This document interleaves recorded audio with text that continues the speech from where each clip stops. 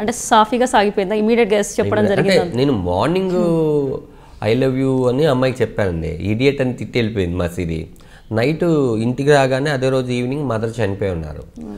అదే రోజు రాత్రి మా ఫ్రెండ్ని పంపిస్తే అమ్మాయి ముక్కు మొహం కూడా తెలియదంటే అలా చూసి అది కాకుండా నా మీద ఒక బ్యాడ్ ఇంప్రెషన్ ఉంది, ఐ లవ్ యూ చెప్పాడని. ఇలా ధనరాజు వాళ్ళ మదర్ చనిపోయారు, దగ్గర డబ్బులు లేవు అంటే అమ్మాయి నా దగ్గర డబ్బులు లేవని గాజులు ముక్కు పుడక ఉన్న డబ్బులన్నీ, అంటే డబ్బులు అంటే అసలు ఏం లేకుండా ఒంటి మీద అన్నీ తీసిచ్చేసింది. అన్నీ తీసిచ్చేస్తే అది అమ్మేసరికి అమ్మడం అంటే తాకట్టు పెడితే 13,000 వచ్చినాయి అప్పట్లోనే. ఆ 13,000తో దాన సంస్కారాలు భోజనాలు చాలా గ్రాండ్గా చేస్తాను. అమ్మాయి వాళ్ళ ఇంట్లో ఏమనలేదా మరి? అదే అండి, అసలు బేసిక్ ఏంటంటే నాది చాలా సినిమా సూపర్ స్టోరీ అని చెప్పాలో లేకపోతే బ్యాడ్ ఇన్సిడెంట్ స్టోరీ అని చెప్పాలో తెలియదు. ఆ రోజు తర్వాత 3 రోజులు అమ్మగారిది ఇదంతా కార్యక్రమాలు అయిపోయినాక పెళ్లి చేసుకుందాం అంటే ఎస్ పెళ్లి చేసుకుందాం అనగానే నువ్వు నన్ను నమ్ముతున్నావు కదా, నా వెనకాల ఎవరు లేరు, బట్ నేను ఒక్కనే రావాలి పెళ్ళికి అంటే ఎస్ అని పెద్దమ్మ గుళ్ళోకి వెళ్ళి మ్యారేజ్ చేసుకున్నాం. మ్యారేజ్ అయిన నెక్స్ట్ డే అడిగాను, మీకు మదర్ ఫాదర్ ఉంటారు కదా ఎవరు వాళ్ళని అంటే నాకు ఆ థాట్ కూడా లేదు, అడగాలి కదా. అడగలేదా మీరు మరి? తను చెప్పలేదు ఆ సంఘటన అప్పుడు, చెప్పలేదు. తర్వాత వాళ్ళ అమ్మ నాన్నకి ఫోన్ చేయడం, వాళ్ళు కూడా మా అమ్మ నాన్న ఇన్సిడెంట్ జరిగినప్పుడు ఏమన్నారో సేమ్ అలాగే నా ఇన్సిడెంట్ జరిగినప్పుడు కూడా అదే అన్నారు అనమాట. మా నాన్నకి ఎదురైందో నాకు అదే ఎదురైంది.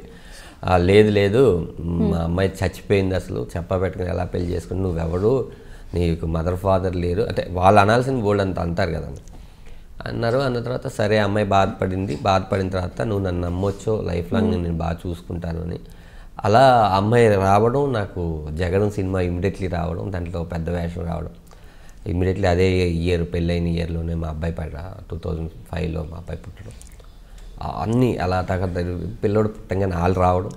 వాళ్ళు వచ్చేసి సారీ అంటే సారీ ఏం చెప్తారు కానీ నాదే తప్పైపోయింది, నేనే సారీ చెప్పడం. మా మామయ్య అత్తయ్య అంటారు ఇప్పుడు అంతగా ఫ్యామిలీ కలిసి, సో మొత్తం కలిసి ఉన్నారు, హ్యాపీ లైఫ్. ఖమ్మంలో ఉంటారు, ఇక్కడే మా బామ్మది ఇక్కడే మాతోనంటే మా పక్కింట్లో ఉంటాడు, వాడు కూడా మంచి ఎలక్ట్రానిక్స్లో జాబ్ చేస్తున్నాడు. మా అత్త మామలు వదినలు చాలా పెద్ద ఫ్యామిలీ ఇప్పుడు. సో చిన్నప్పుడు కష్టపడ్డ వాళ్ళందరూ పెద్దగా అయ్యాక హ్యాపీగా ఉంటారని మీ స్టోరీ ప్రూవ్ చేస్తుంది ఇప్పుడు.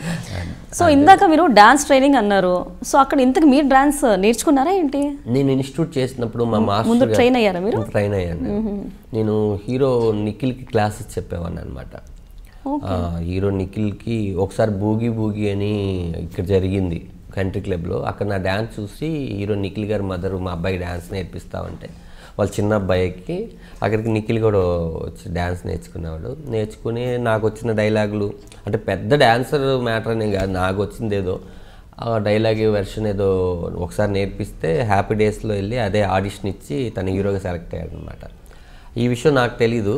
ఈ విషయం అంటే తన ఏజ్ గ్రూప్ చిన్నప్పుడు కదా తెలీదు. యువత అనే సినిమా చేస్తున్నప్పుడు తన కాంబినేషన్ అనమాట. మాస్టర్ బాగున్నావు అని అడిగితే మాస్టర్ అంటున్నాడు ఏంటి ఈ అబ్బాయి ఇప్పటికి హ్యాపీ డేస్ హీరో, ఈ నిఖిల్ అంటే తెలిసిపోయింది అప్పుడు జనాలందరికీ. నేను అప్పుడు మీరు నేర్పించారు కదా మీ డైలాగ్ చెప్పడం వల్లే నేను అంటే నాకు చాలా హ్యాపీగా అనిపించింది. సో ఇప్పుడు టచ్లో ఉంటారు? టచ్లో ఉంటాను. సో మీ మ్యారేజ్ ఏ ఇయర్లో అయింది? 2005 అండి. 2005 స్టార్టింగ్ అయింది, ఎండింగ్ మా అబ్బాయి 9 months 10th monthలో అటు పుట్టేశారు. సో ఇద్దరు అబ్బాయిలు. అమ్మాయిలు లేరని అనిపించింది ఎప్పుడైనా? మొన్న అమ్మాయి అని ఎక్స్పెక్ట్ చేశాను, బట్ అబ్బాయి అంటే నాకు బేసిక్గా ఏంటంటే మా మదర్ ఇంకా మా మిస్సెస్, మా నాన్న పుట్టాడు మళ్ళీ అనుకుంటా. మధ్యలో నా ఫ్రెండ్. సో అమ్మ రూపంలో వైఫ్ ఉంది, నాన్న రూపంలో చిన్నోడు వచ్చాడు, నాన్న రూపంలో, మధ్యలో నా ఫ్రెండ్. సో హ్యాపీ, చిన్న ఫ్యామిలీ, హ్యాపీ ఫ్యామిలీ. వైఫ్లో మీకు నచ్చే విషయాలు ఏంటి? సహనం ఎక్కువ అండి బాగా, అంటే తనంత సహనం నాకే కుళ్ళు పడుతుంటుంది అనమాట. నాకు ఏది కావుంటుంది అంటే ఇప్పుడు ఫోన్ చేసి నాకు మటన్ తినాలని ఉందంటే ఇంటికి వెళ్ళినప్పుడు మటన్ ఉంటుంది, అంటే తను ఏ పరిస్థితిలో ఉందో లేకపోతే అది నాకు చెప్పడమో ఏది ఉండదు. నేను వెళ్ళే లోపల ఒక 10 మంది ఫ్రెండ్స్ వస్తున్నారు అంటే భోజనం, అర్ధరాత్రైనా సరే లేపేసి నాకు ఆకలేస్తుంది అని, అంటే ఎవ్రీథింగ్.